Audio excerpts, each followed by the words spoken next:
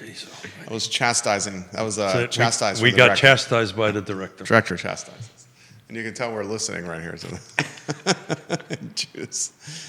Oh, he's the director. We're supposed to listen to him? He's listening. Oh, got it. People are saying, quiet, gentlemen. How was your week today? Oh, that's very good. Good Friday morning, guys. My name is Jerry Miller, and this is Real Talk with Keith Smith. Thank you kindly for joining us on a glorious and gorgeous spring morning in downtown Charlottesville, Virginia. Today's program spotlights a man that's been in the game of real estate since 1987, and his name is Keith Smith. He's a general contractor, a licensed general contractor. He's a real estate agent. He is a owner of a real estate brokerage, he and his beautiful wife, Yonna. And he has experience and savvy and sophistication when it comes to all facets of real estate. I've spent, how many shows? Oh, God, I forgot. It's north of, we've lost count. North of how many? I can't remember. Is it 700? If it's more than, yeah. I've spent hundreds of hours sitting across from the table from Keith Smith, learning this game we call real estate. And today's show is going to be kind of a microcosm of those, oh my goodness, he's not old, but he has been in the business for 38 years. We're going to talk. You can call me old. I'm not calling you old. You can call me old. I would never call you old. I wear that moniker with pride. You have a youthful spirit, and that's one of my favorite qualities about him. We want to highlight Yes Realty Partners, a name you can trust. Yes Realty Partners. I've seen them, folks, take challenged homes and get them across the line to the closing table and beyond. I have seen it firsthand. And if you have one of those homes that may or may not be selling or may not be moving, it's time to consider Yes Realty Partners and Keith and Yonna Smith. Judah Wickower is the director and producer of today's show, and giddy up and get ready.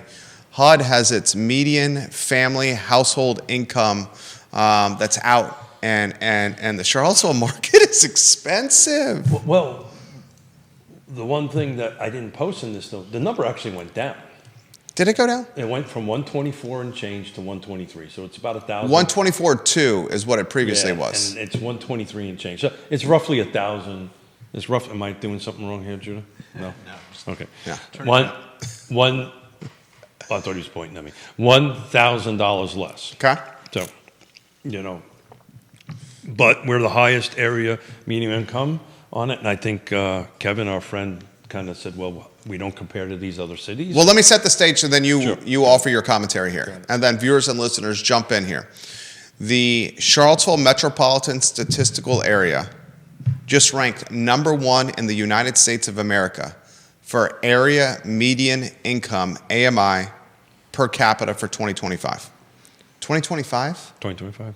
Well, that's 2024 data. Yeah, it's 24. It's 24 data, but they call it for 25. Call it for 2020.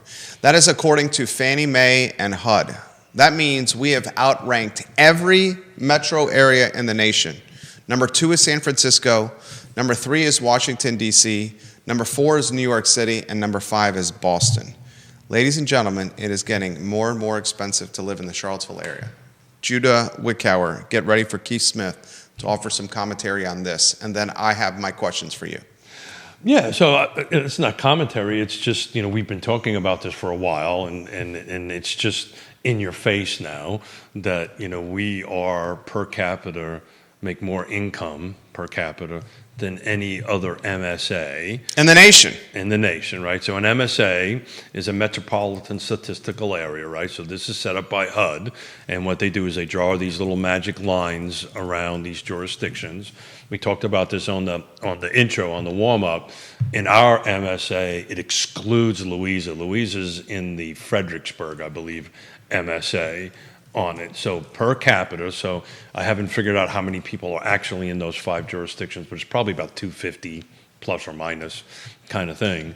Per capita, we're at the highest income in the nation.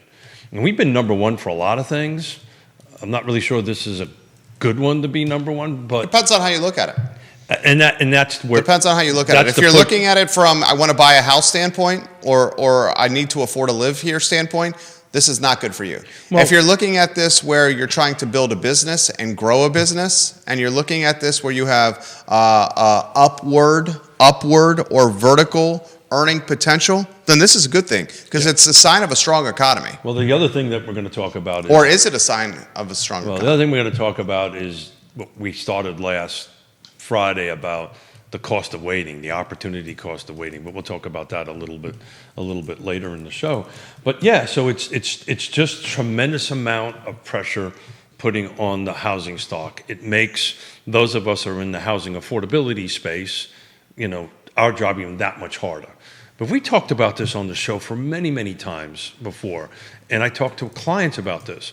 The Charlottesville region, MSA, is the second highest cost of living in the state of Virginia, next to Northern Virginia, right?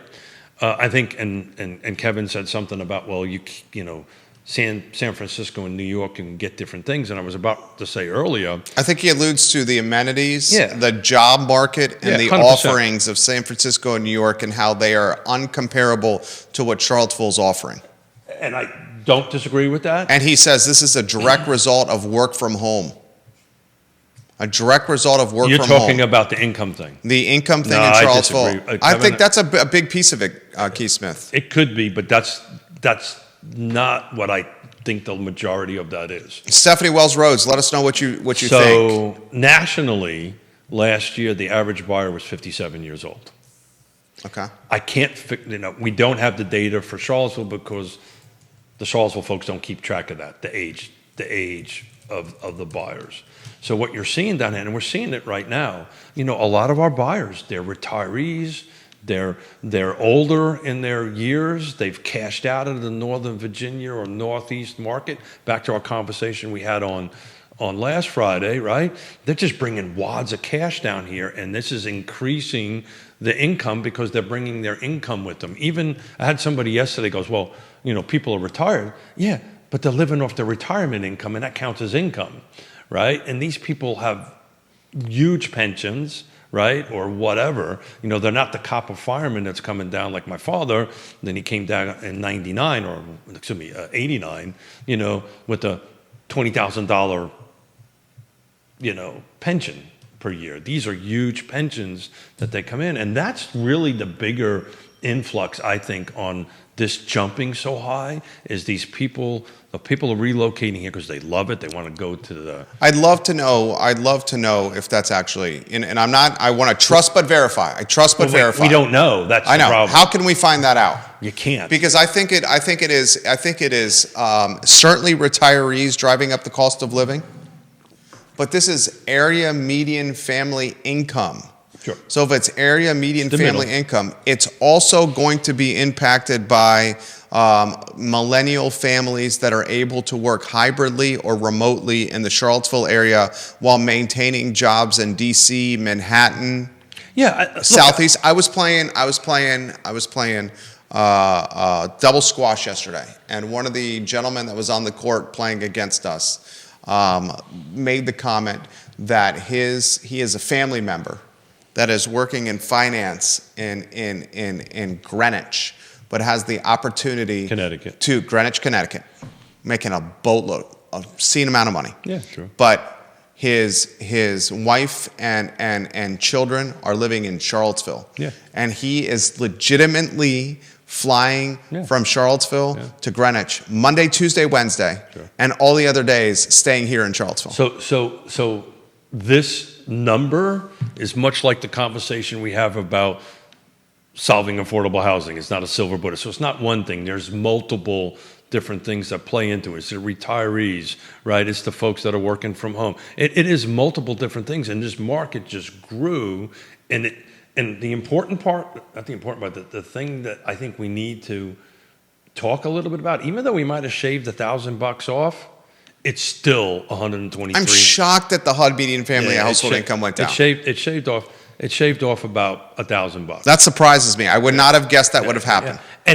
And that number does this, Jerry. Oh no, I know it does. I know it does. And there's snapshots in time and stuff like that. But why these HUD numbers are so important, because it kind of sets the loan product. So one of the positives that might happen out of this, Jerry, is the jumbo might go up a little Oh, yeah, bit. I think the jumbo has gone up. But I think it might even get I think relooked at again. it should go up again. Yeah. Another thing that should go up is the capital gains for couples that live in a primary residence. Sure. That threshold of capital gain 500. shelter is $500K. Yeah, that's a ridiculous. single person is $250. With the amount of appreciation that American homeowners have had, especially if they own prior to COVID, that $250 number for a single person and $500 for a married couple should be way higher. Yeah.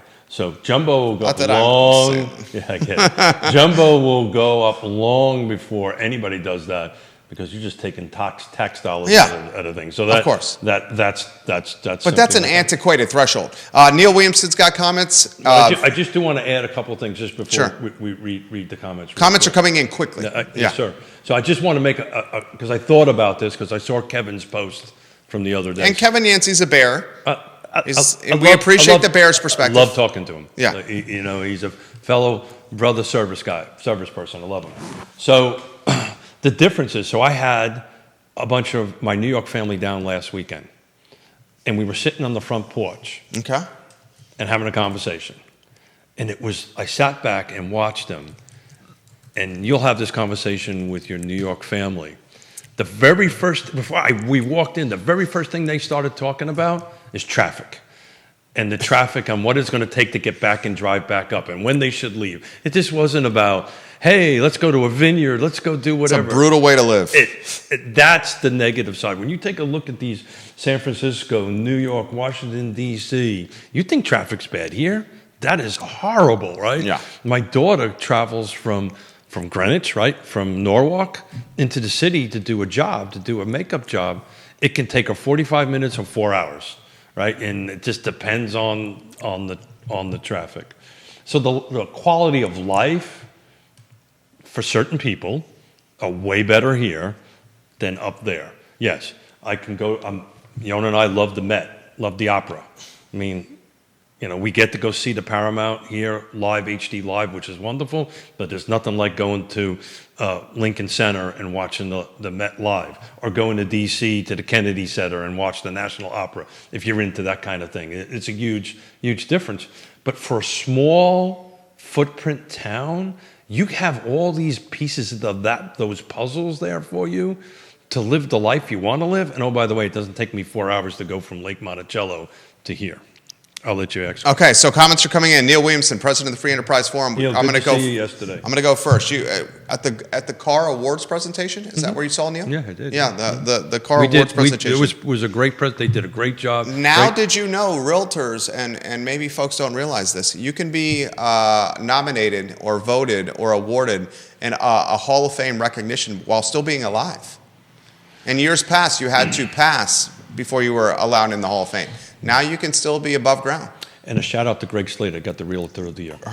Well earned, Greg Slater. Very much so. Well earned.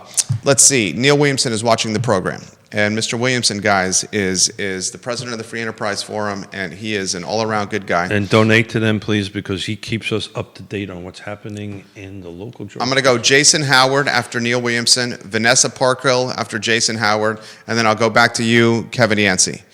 Neil Williams says, supporting Kevin Yancey's comments, according to Hamilton Lombard of Weldon Cooper, after Albemarle and Charlottesville, Fairfax County is the top place of work for the Charlottesville MSA residents. Yeah, there you go. And he's highlighting the hybrid remote work. Mm-hmm. So I want to say this. Hybrid, I agree with. According to Hamilton Lombard, by the way, Hamilton Lombard is an excellent squash player. Plays squash 5 days a week, Hamilton. He says, according to Hamilton Lombard of Weldon Cooper, after Albemarle and Charlottesville, Fairfax County is the top place of work for Charlottesville MSA residents. That means they're working hybrid and remote. He also adds, in addition, Lombard's State of the Community presentation indicated outside Florida, the Charlottesville area has the highest share of residents reporting investments as an income source. 31%. That's bananas. That's absolutely bananas. Holly Foster is watching in Henrico. Now, let's go to Jason. Do you want to comment on that? So 31% is investments. Neil, if you had a source where we can figure out what the average age of the buyer. And this is actual. I fall in this 31% category with 24 tenants here. Yeah. So but what I'm trying to find out is if we could determine what the average age of the move-in folks, and maybe I need to reach out to Weldon Cooper, see if they have that type of information. I think Neil could probably source that from Weldon Cooper. And you want, Neil Williamson, Keith Smith would like the age of the folks moving to Charlottesville or the Charlottesville MSA. Average age. Yeah, Jason Howard on Ryle Road. Data like this must be part of why the county government has no qualms raising taxes year after year in every category. For every resident they push out, they can be sure of a replacement to inflate values further and give them more money to squander. Sorry, I suppose the proper word is budget. Jason Howard, it's a great comment from Jason Howard. Appreciate you, Jason. Got it, hear you. Technically, the appraised values are based on assessed value. Thank you, assessed value. But that's, I'll push back on Keith Smith. The tax rate's being increased. Well, hang on a second. There's three-sided, right? Yep. So the assessed value is based on market rate. Yep. So since we have more wealthier people living here, paying more for houses, right? We're going to talk about this later. From 2022. This is bananas, what he's about to say. Your hair looks great, by the way. Thank you. I got a haircut yesterday. I can tell. I was giving you some props. Yeah, I got the mustache trimmed too. Yeah, I like how it's hanging over on the side. Yeah. Who cut the hair this time? Yeah. So no, thanks. Time out. Yeah, I know how to distract Keith Smith. Let me take a note here. Because hair's important, so hang on a second. Two guys that are very vain about their hair right here. No, I'm not vain. I'm just blessed. I still got it at 60-something years old. No, I do lamb shop right by the. Oh yeah. I've been doing that and it's just a convenience thing. I walk out of my office, get a haircut, and walk back in. So what were we talking about? You were about to highlight from 2022 to now the level of appreciation. 13.5%. So the people that have been waiting for rates to go down to 5%, you guys are not winning here. That's in 27 months. Yeah, in 27 months, we've seen 13+% appreciation. We've lived in our neighborhood for, Keith, what, 9 months? And in 9 months, I think we're at $250,000 in appreciation. And 9 months. I would agree with that. Well, you made some improvements, which kind of get you there. So look, I've been asked. Let me try to use that word properly. I've been asked many a time, or told many a time, that I'm waiting for 5% to come around, right? And this is an ever climbing and chasing story, right? So if you're waiting for 5% along, just an looking at it from a business perspective, an opportunity cost loss, right? So if you would have bought a house at the median sales price of $423 at the end of 2022, that house right now, as of $328, the median sales price, this is car footprint, all product types, yada, yada, yada, is $380. That's a 13.5% increase. You lost. It's cost you $57,000 more to buy it, and you lost $57,000 in equity. That's a $114,000 delta for waiting 27 months.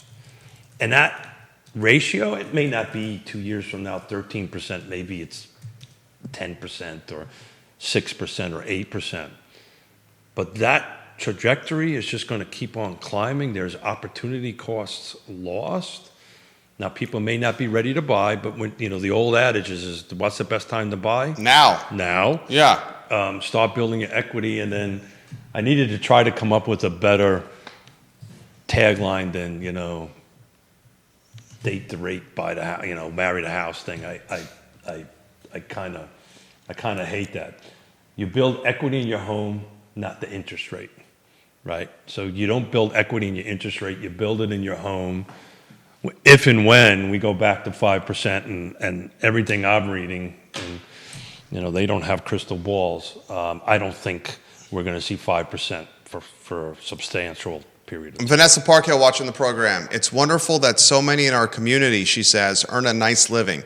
Every area will have challenges. This is a good one to have. Amen, Vanessa. I concur. She also says the important thing is to have leadership that does not rest on their laurels and focuses on sustaining the good times. Trust me, as a Rust Belt baby, I can tell you there's no guarantee that the good times will continue to roll. Our local economy still needs to be nurtured. Great comment, Vanessa Parkhill. And there are some headwinds. Some of those headwinds that are coming here are the Elon Musk, Doge, Trump cuts. Some of those headwinds are the University of Virginia with 30,000 employees just pretty much this week said there's going to be a hiring freeze. There's going to be no cost of living raises. There's going to be no performance-based raises.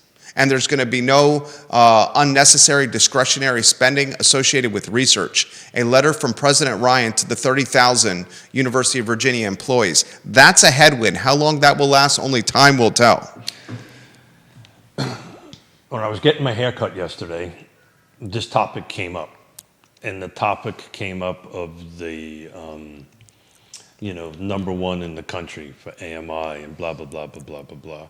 And, what was that impact going to be on housing? And I just keep on using my old 10-meter, 20-foot pool. Yes, there's all these different things going on, right?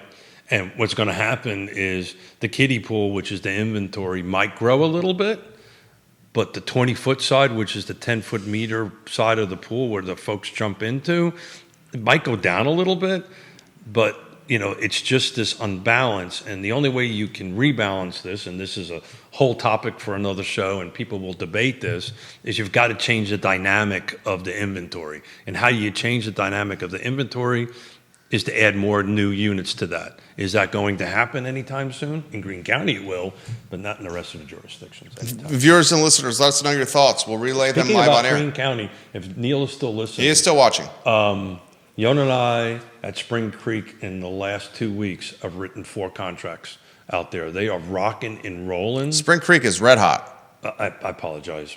You're talking about the neighborhood in Greene, not the neighborhood in Zion's Crossroads. Creekside, sorry. Yeah. I reversed it in my head. Creekside.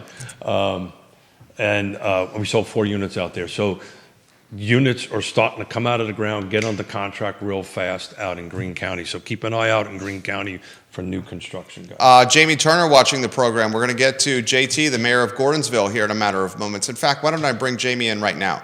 He's a government contractor, I believe, Jamie. Is that accurate?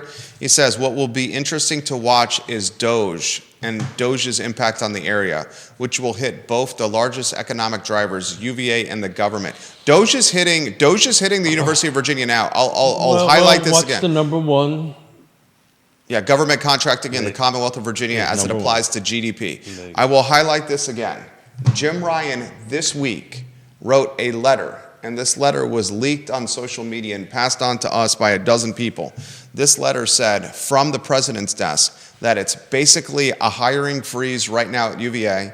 There's going to be no cost of living raises at the University of Virginia. There's going to be no performance-based raises at UVA, and discretionary spending, unnecessary discretionary spending as it applies to research is on ice right now. Furthermore, the UVA School of Medicine, in a Zoom meeting that was conducted last week, said you may be looking at 5, 10, and 15% pay cuts. Right now, the morale at the University of Virginia with its employee base may be at a generation low, the morale at UVA.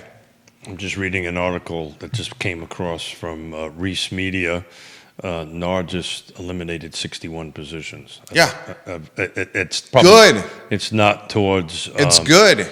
It's not. CAR was bloated with payroll, or NAR was. Yeah. I'm scanning through the article right now. I have to read it, but it looks like it might be related to some of the settlement stuff. But yeah. Anyway, so NAR's cutting back. Yeah, and look, just to focus on our area and focus on this. I haven't had a chance to reach out to the good Dr. Lisa Steravant this week. I'm waiting to the end of the month to see what the first quarter up in the Bright footprint in Northern Virginia looks like about the number of homes that came on the market, active new listings, versus the same quarter for last year. I'd love to find out, are we par and par? Is there more? Is there less? Just to see what the tempo is in Northern Virginia. So I won't know that until about another week from now when she gets me that data. Neil Williamson says, according to Weldon Cooper, over 2 in 5 of the region's workers live outside the Charlottesville MSA. Good Lord. More than 40% of the region's workers don't live here. Think about that. I mean, that makes sense. So that means, well, since Louisa is not in the MSA, you could probably count some of those people in Louisa, but they're the other side of the hill. Yeah, that's what it means. Buckingham. Orange. Louisa. Orange isn't inexpensive, by the way. No, definitely not. Yeah. That's why, I mean, Orange is adjacent to Keswick. Well, this circle just gets bigger and bigger and bigger. Yeah. Who was it? It was Quentin Beckham. Did Quentin Beckham coin the term? Fly till you qualify? Yeah, I think Quentin Beckham did. Quentin Beckham hit. I haven't seen Quentin Beckham in a minute. I hope you're doing well, I Quentin. saw him the other day. We had a business meeting and dinner on Tuesday. Jason Howard watching the program. He says the 13% appreciation, I believe, seen a higher number on my real estate tax assessment. It would be nice if that trickled down to public servants in the county. Yeah. Haven't heard from any firefighters or teachers about double-digit pay increases, pension bumps, or healthcare cost reductions. The budget presentation posted online showed where the proposed budget with a 4-cent increase would flow. It would be nice to see where this 13% bump is already going before we ask the taxpayers for more. So that's median, right? So I took. Mine was 23% year over year.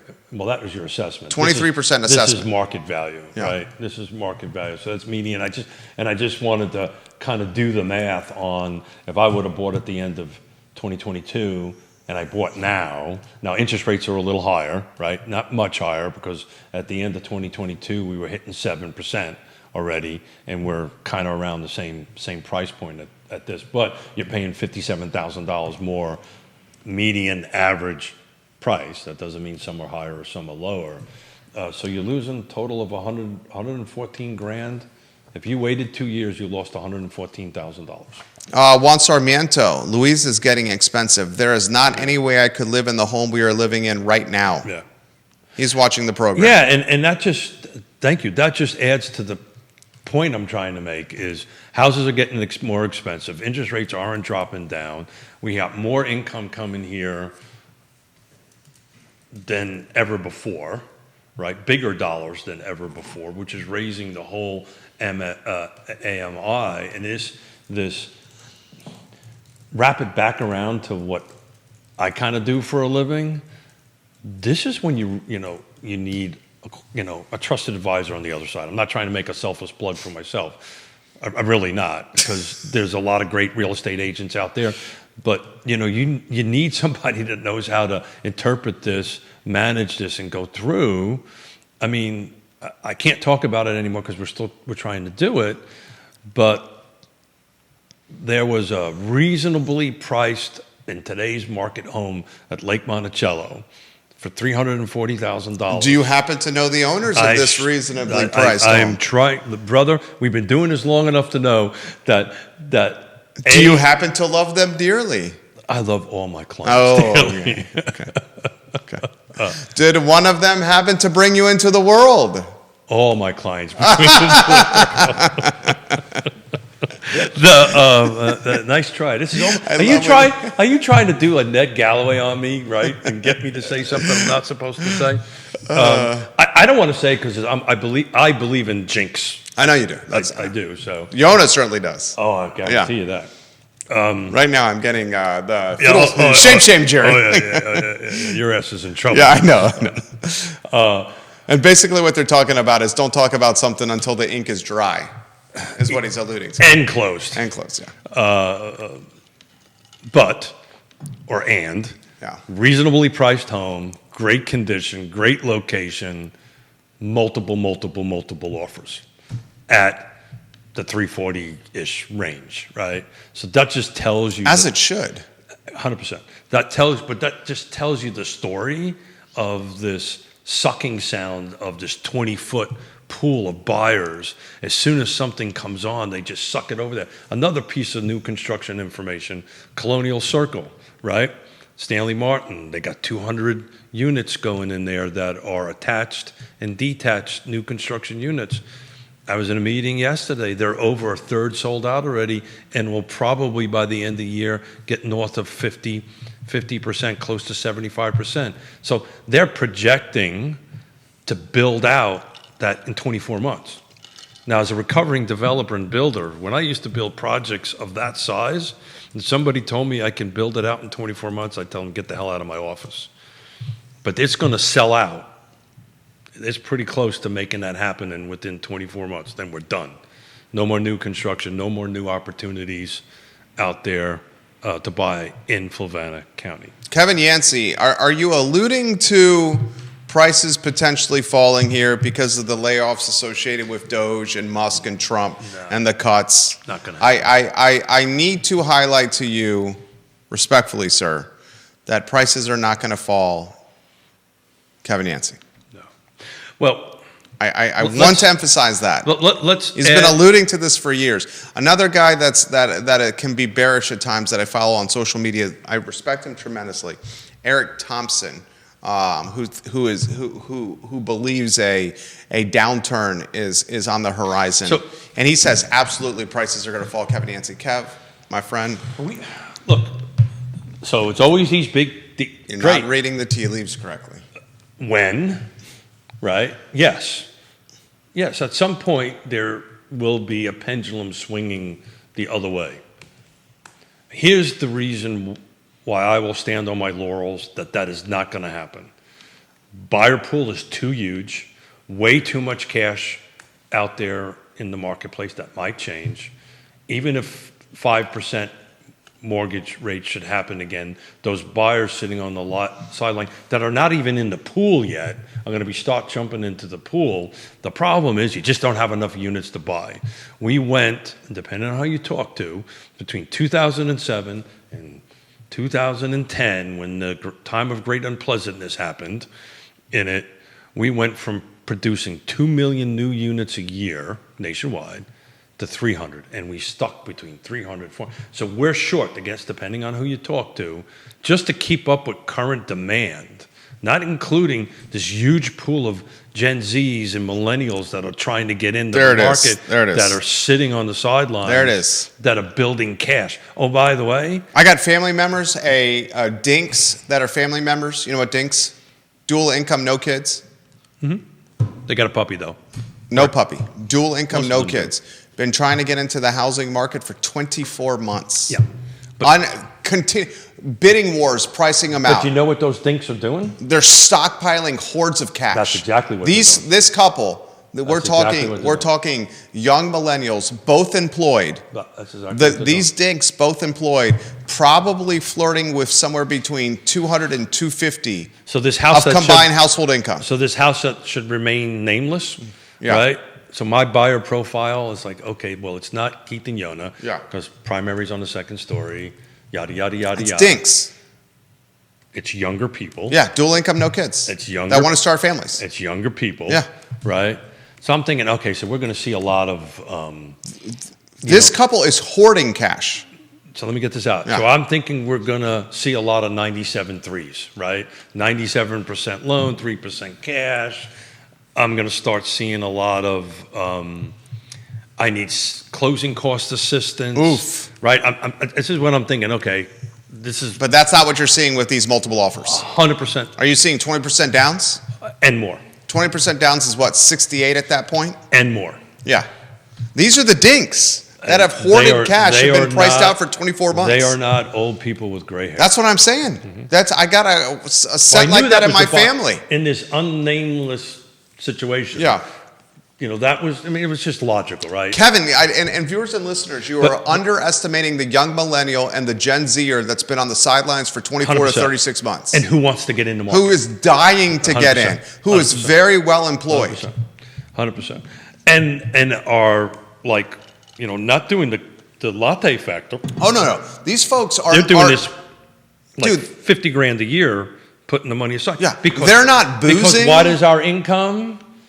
number one. Yeah. And they have these additional cash that they're putting into these pots There of it is. cash to go ahead and do that. And that's what you're starting to see. And it's just going to be a tremendous amount of pressure. To support Kevin's point for a second, micro markets will matter. You will see some markets. I mean, frankly, Kev, your market's facing a little bit of headwinds right here. Yeah, the other side of the hill is Waynesboro is facing some headwinds, The other Kev. side of the hill,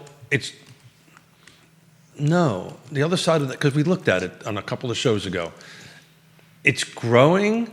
It's not appreciating at the clip of That's it right there. Albemarle County. That's it. Yeah. That's it. It's West Side Albemarle. So what's happening is it's appreciating, in my opinion, as it should, as a healthy appreciation should be 3 to 6%. But it was, and I can see if you're living over there, you could be thinking this. It was double digits. Now it's down to mid to low digits. I don't have the numbers in front of me, but for the sake of a talk show, it's about the range, right? So if you're looking at it, you can say, well, hold it. There is a little bit of an appreciation drop, but it doesn't have a negative number in front of it, right? It's not a 2007, right? Poof, pop goes the weasel, and Smith goes broke. That kind of thing. So look. Time will tell. Kevin, we keep an eye on this pretty closely here. This is what we do. This is what we do every day. And we're reporting it, but at the moment, I honestly believe even if tomorrow interest rates drop to 5%, prices will actually spike. Dude, if interest rates dropped into the 5% range, you're going to put thousands of so here's the play to the market. What do we call them? Dinks? Dual income, no kids. So here's the play, and this last week or two has really opened up my eyes to this, right? So these millennials, these dinks, whatever we wish to call them, younger people that have been staring at hearts of cash. Jerry, how are they making up the difference between 5 and 7? How are they making up the difference? 5 and 7%? Yep. How are they making up the difference? Tell me. They're putting more cash down. They're borrowing less money. So instead of borrowing $350,000 or whatever it is at 7%, they're bringing $80,000, $90,000 cash to the table and putting 7% on the balance. Oh, guess what? If this was 5% or something, that they wouldn't need to do that. They would have borrowed more money. But why do most people buy houses based upon? Monthly payments. Yeah. And they're just dumping their cash. And my eyes totally opened up over the last 2 weeks about looking at, holy moly, where are these people getting this cash? And they're getting it. And a little trick, when you have a large pot on that, just a little contract trip, folks, don't accept a contract unless you've got a proof of funds for that. When people are doing $80,000, $100,000 down payments on a house, you want to make sure that cash is on hand. Real. Well, and another thing, realtors watching this program, make sure the cash is accessible. A lot of people have cash that are in 401ks and cash that are in stocks and equities, and it takes some time before to get it. I saw a deal the other day fall through. Listen to this. A deal the other day fall through because the folks, while they had cash on hand, it was in a 401k, and they couldn't get the money in time for the escrow deposit because there was a turnaround time from getting the money out of the 401k into the bank account. And that turnaround time surpassed the 5-day threshold. Yeah. And then it went to the other. This was a residential deal? Yeah. No. It was a commercial deal. Yeah. Went to the other opportunity, went to the other buyer. Yeah, that's just a matter of who's representing. Well, frankly speaking, the broker involved should have been very privy of, can you meet this escrow deadline, and did not do the due diligence. So you said exactly what I was thinking. Yeah, right. The question should have been, let me see it. Is it accessible right now? Yeah, is what should have been done. Well, that 100%. Now, it's one thing to look at a 401k statement and see the money. The next question you should say, I see it in your 401k. How quickly can you access the funds liquid? So let's stay in the residential world, because the commercial world's. Well, that could happen in residential. Well, that's what I'm going with. So look, if you get a proof of funds, if it's a cash deal, a proof of funds is the 401k, right? I'm on the listing side to do it. And I got a 30 to 60 day close. There's enough time for them to move money around. But a GFD, let them know what GFD is. Good faith deposit. Yeah. Sorry. So, if you're pulling that out of 401k, that takes time. Yeah, and the penalties on it. Well, I mean, some people are willing to take the penalties on it. Sure. That's their prerogative, right? 100%. It's another thing where you get a pre-qual from a mortgage broker and says you can buy up to this threshold, and that mortgage broker has got you qualified based on your 401k balance, but the cash is not liquid. Well, so we're talking two different things, right? So if it's a 30-year mortgage, right, how they do what they have to do on that, that's fine. The cash needs, they need to have funds available. Yeah, and in the contract, you write if it's not attached to the contract, the good faith deposit, you have so many days for that to happen, which is you're referring to. That didn't happen, and then that automatically terminates the contract. Yeah, and then backup offer got put in play. And somebody is probably upset about that. Woody Fincham watching multiple people, many parties. Yeah. Woody Fincham on YouTube. I recently had 4 clients that have been selling off investment properties so that they can pay off their primary residence. They all work for the government, and they all are preparing for the worst. The first person I heard on this network highlight Doge and the headwinds associated with the government cuts was Woody Fincham here. Yeah. And straight up this week, ladies and gentlemen, Pres Ryan with a letter to all employees, hiring freeze, no cost of living raises, no discretionary spending associated with research, no performance-based raises. That's UVA 30,000 employees. I want to quantify this and love Woody with all my heart and soul. And I get it, and some of these things are happening, right? But Doge, whatever's happening in the northern market, right? DC, Northern Virginia. I called that first. Is not going to have this huge influx of inventory here, right? It's actually going to do the opposite. That's what I said. You're going to have people coming from Northern Virginia down. I'm seeing it already. They're going to sell their DC houses, Northern Virginia houses, and they're going to come down. And even if it's an increase of 500 buyers, that's going to have a huge impact. 100%. Because guess what we don't have? Inventory. An extra 500 houses, Exactly. Properties to sell. Look, it's peace out. See you later. I've been looking to get the hell out of Northern Virginia anyway. Right. I'm going to take my X dollars, whatever it is. I can reimagine my life now. I can reimagine. I have massive equity in my home. Fine. Musk and the government don't want us to work here. Fine.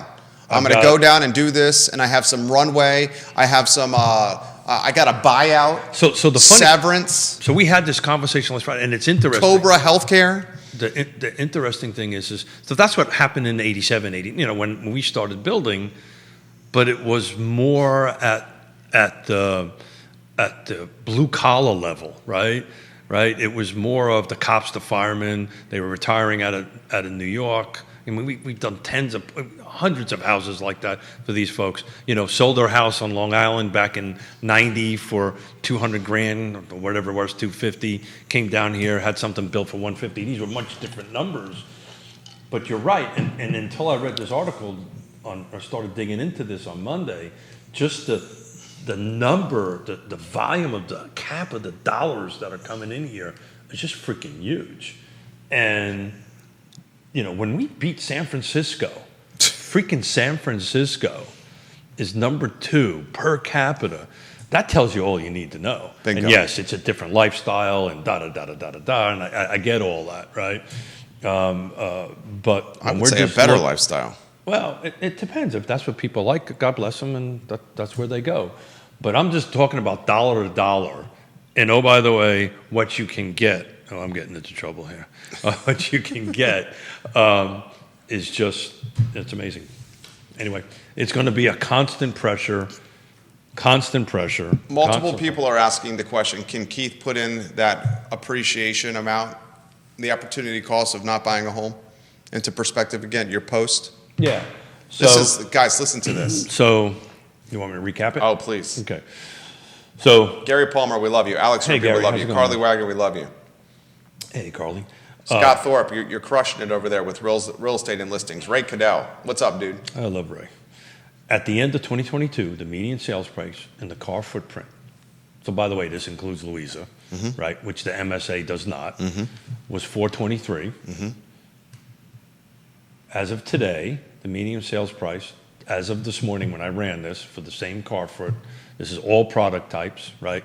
Attached, detached, condos, new construction, all lumped into one big number, is 480. So that's a 13.5% increase in 27 months.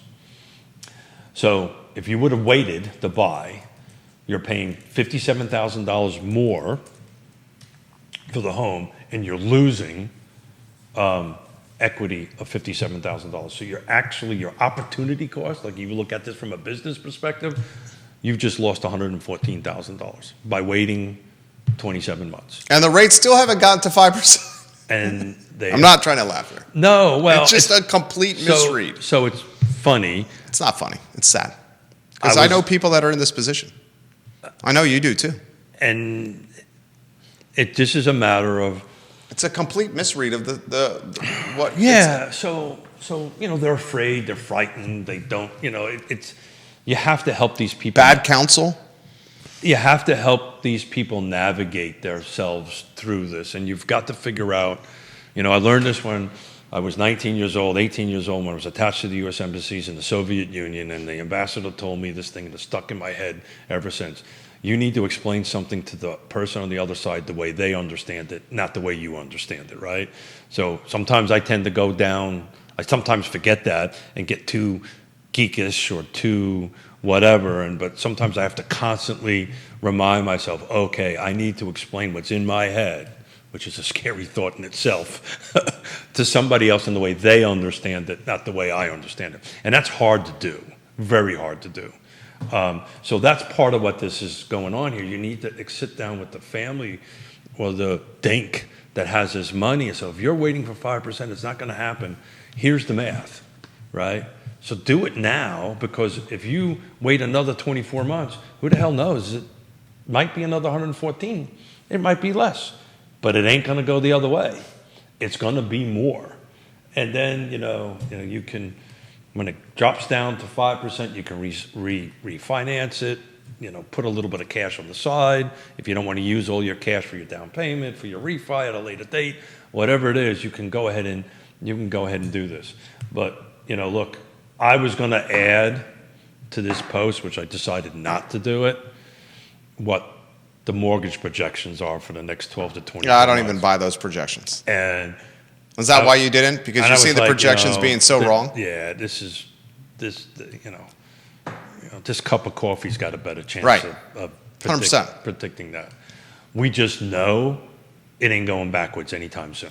Yeah, guys, if you're waiting for It's just not going 3 and 4%, you just need another. If you want a 3 or 4% mortgage, you want a 2.5, 3% mortgage, all you need is another global pandemic to happen. The frustrating part from this side of the table, trying to help the other side of the table, is when they have like 20% cash, 30% cash, and they're still waiting. And how do you impart on that person or persons that now's the right time to do this? Now, if you got to find the right house, right? It's got to be in the right neighborhood. I don't even think you don't even need to find the right house. Well, you do. That's important. I know for you it's not, but don't even need to find the right house. You need to get in a house. You need to start building equity. I hear you. This is coming from a landlord. I agree. Yes, of course. Yes. Over paralysis of analysis. Get into the game. Or waiting for the white picket fence American dream on your first home is not the right thinking. Get into the game. And that's what I'll coach my kids to do. Get into the game. Start building your appreciation. Start building your equity. Right. The time of great unpleasantness. There's no indication that's ever going to happen. First place I bought wasn't a place I wanted to buy.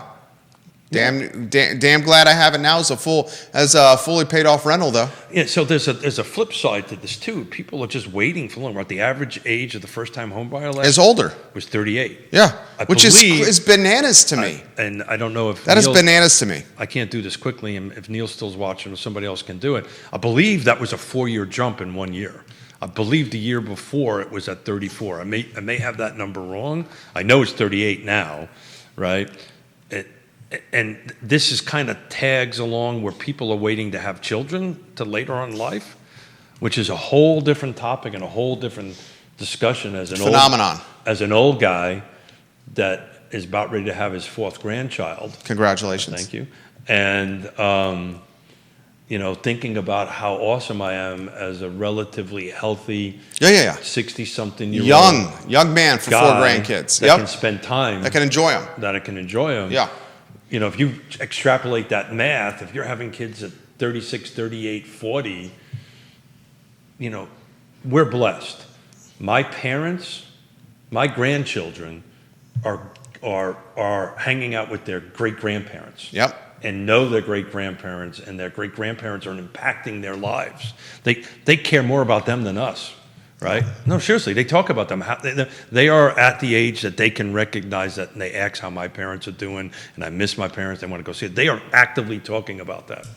If we extrapolate this forward, this is unique. You don't see a lot of great-grandparents out there. That will never happen if you extrapolate it. Yeah. You won't get grandparents. Yeah, right.